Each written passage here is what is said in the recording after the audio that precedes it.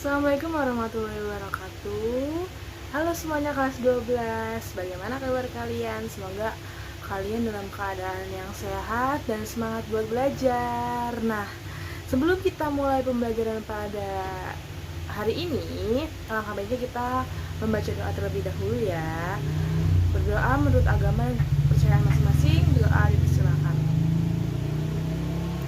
Berdoa selesai, semoga apa yang kita pelajari hari ini bisa kita dapatkan dengan baik dan juga diridhoi oleh Allah Subhanahu wa taala. Langsung saja kita mulai. Pada hari ini kita akan mempelajari dan mengulas kembali mengenai ketimpangan sosial akibat globalisasi ya. Nah, kan semester lalu sudah pernah dibahas sedikit, cuma kita mengulas kembali nih ketimpangan sosial dan dampaknya akibat dari globalisasi. Langsung saja kita mulai. Semoga kalian bisa memperhatikan dengan baik.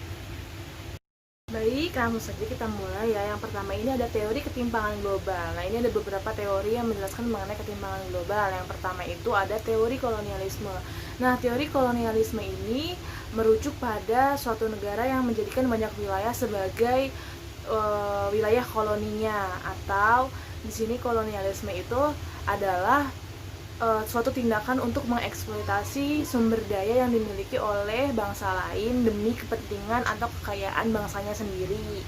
Seperti itu contohnya, seperti kolonialisme yang dilakukan oleh Belanda terhadap Indonesia. Kemudian ada teori sistem dunia. Nah, teori sistem dunia ini yaitu globalisasi itu merupakan kapitalisme yang berkembang dengan cepat dan diterima oleh negara di sekelilingnya. Jadi, sistem dunia ini menganggap bahwa globalisasi itu adalah sebuah kapitalisme yang berkembang dan diterima oleh seluruh masyarakat di dunia. Nah, kemudian ada teori ketergantungan atau dependensi. Jadi, teori ketergantungan ini adalah bahwa akibat kapitalisme internasional ada suatu negara yang dia berhasil menyebarkan kapitalisme sehingga negara-negara lain ini tergantung, atau negara dunia ketiga ini memiliki sikap ketergantungan terhadap negara-negara adidaya. Seperti itu contohnya misal Amerika. Banyak negara-negara lain yang merasa memiliki ketergantungan terhadap negara Amerika ini karena perusahaan-perusahaan kapitalisme yang besar itu ada di negara Amerika, yang jika negara tersebut mengalami kerusakan bisa mengakibatkan negara dunia ketiga juga mengalaminya. Nah, selanjutnya itu ada pendekatan struktural. Nah, pendekatan struktural ini melihat bahwa adanya ketergantungan yang disebabkan oleh struktur internasional yang sengaja menciptakan atau sengaja membuat sedemikian rupa supaya ekspor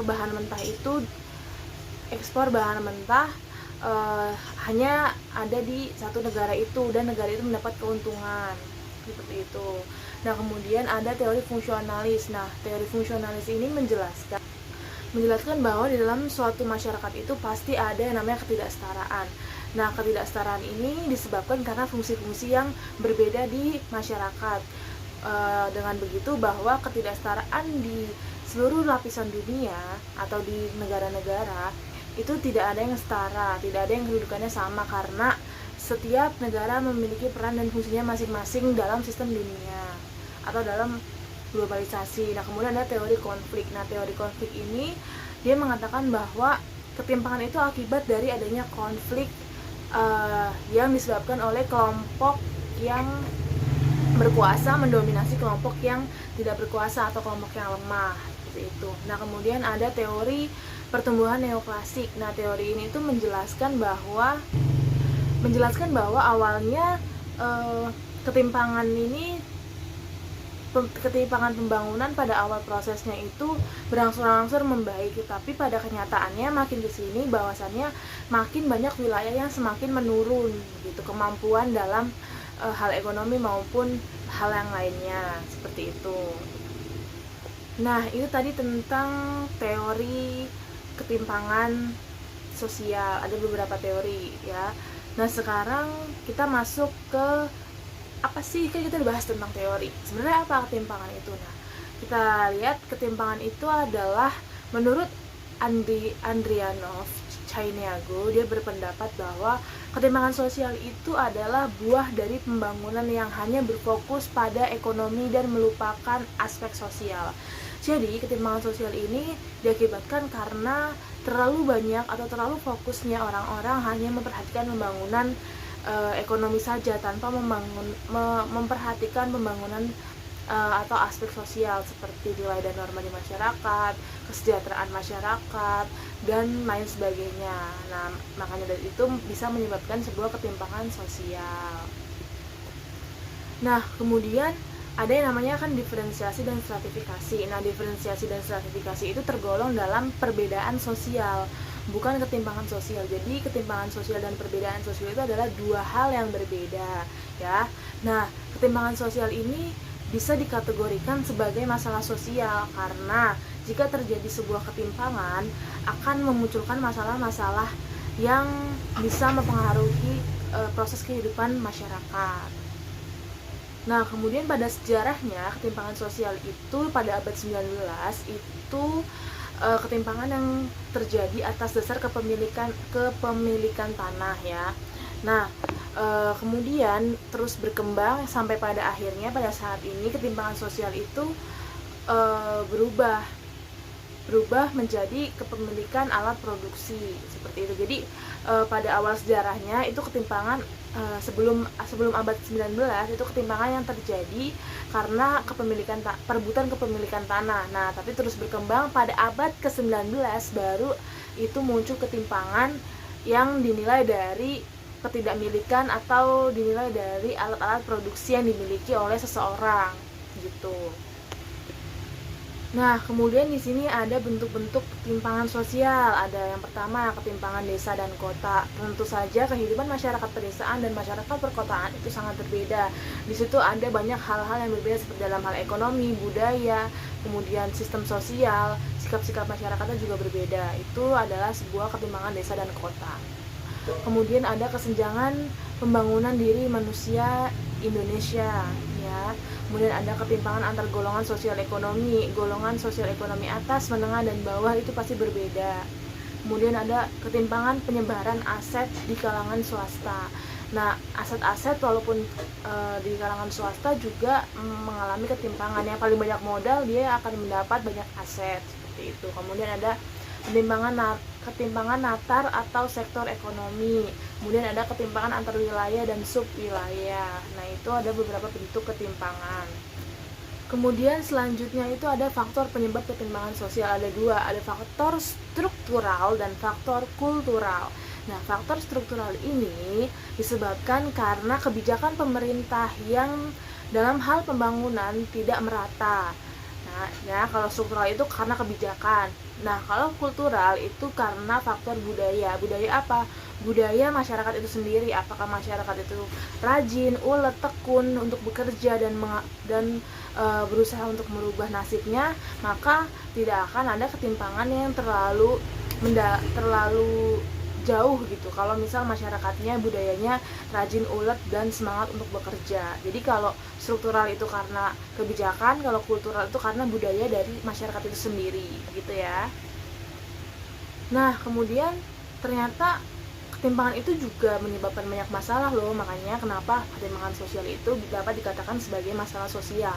Yang pertama itu ada masalah stratifikasi. Nah, stratifikasi ini adalah salah satu bentuk dari ketimpangan, ya, karena ada ekonomi masyarakat yang ada di kelas atas, kelas menengah, dan bawah, dan itu semua tentu saja memiliki akses yang berbeda untuk mendapatkan sesuatu hal di masyarakat. Yang kemudian yang kedua itu ada sikap prejudice.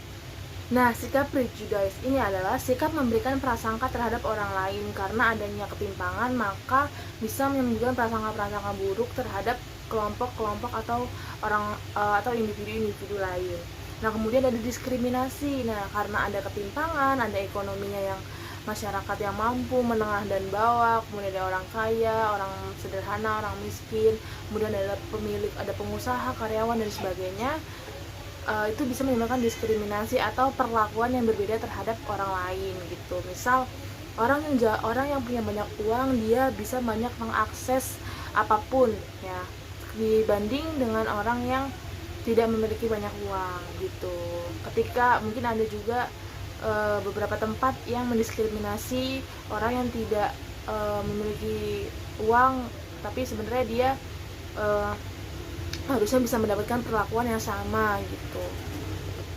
Nah, dari ketimpangan itu juga bisa menyebabkan beberapa akibat.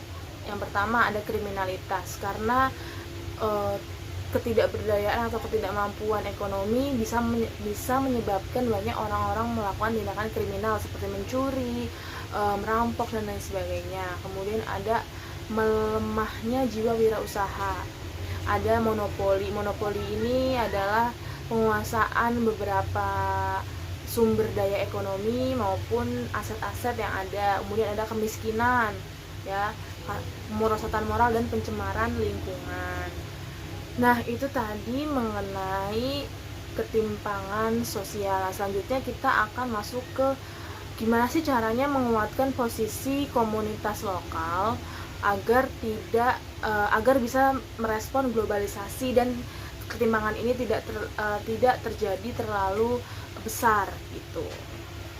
Nah, di sini ada upaya pemberdayaan yang dapat dilakukan melalui yang pertama, menciptakan kondisi yang kondusif yang mampu mengembangkan potensi komunitas lokal. Jadi kondisi masyarakat yang kondusif dan tertib teratur itu jauh lebih mudah untuk menciptakan atau bisa mengembangkan potensi komunitas lokal. Kemudian yang kedua ada memperkuat modal atau potensi sosial masyarakat demi meningkatkan mutu kehidupannya. Jadi modal yang ada di masyarakat ini harus dikuatkan nih, baik didukung oleh pemerintah ataupun oleh pihak swasta. Kemudian ada mencegah dan melindungi kekuatan tingkat hidup masyarakat agar tidak semakin terpuruk. Jadi kalau misalnya ada masyarakat yang ekonominya di bawah atau kondisi masyarakat yang kurang mampu, maka harus dilindungi agar kekuatan hidup masyarakatnya semakin kuat dan tidak semakin terpuruk. Nah, kemudian ada peran pemerintah. Sebenarnya pemerintah tuh berperan juga loh. Apa sih peran pemerintah? Nah, yang pertama di sini untuk peran pemerintahnya itu ada menciptakan efektivitas dan efisiensi pengelolaan sumber daya. Jadi pastikan di setiap desa, di setiap tempat, setiap wilayah itu kan mempunyai sumber daya yang berbeda-beda dan sumber daya yang sebenarnya bisa diolah. Nah, dari situ maka harus dicari dan digali mengenai sumber daya itu. Bisa sejauh mana sih untuk dikembangkan seperti itu. Nah, kemudian yang kedua itu ada meningkatkan kualitas pelayanan umum dan kesejahteraan masyarakat. Jadi lagi-lagi kesejahteraan masyarakat dan fasilitas umum yang ada di masyarakat tersebut juga harus ditingkatkan oleh pemerintah agar masyarakat bisa jauh lagi mengembangkan potensinya gitu. Nah, yang ketiga itu ada memberdayakan dan menciptakan ruang bagi masyarakat untuk ikut serta dalam partisipasi dalam proses pembangunan. Jadi masyarakat ini diberdayakan, diadakan pelatihan-pelatihan bagi masyarakat, diadakan pelatihan membuat kerajinan, produk dan lain sebagainya yang bisa meningkatkan kualitas masyarakat itu sendiri gitu.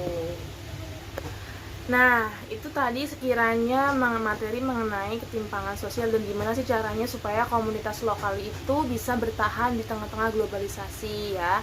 Nah, ini ada latihan soal, silahkan kalian kerjakan latihan soalnya ya.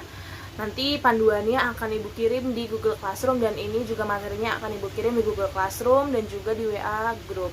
Jadi Ibu rasa cukup pertemuan pada hari ini.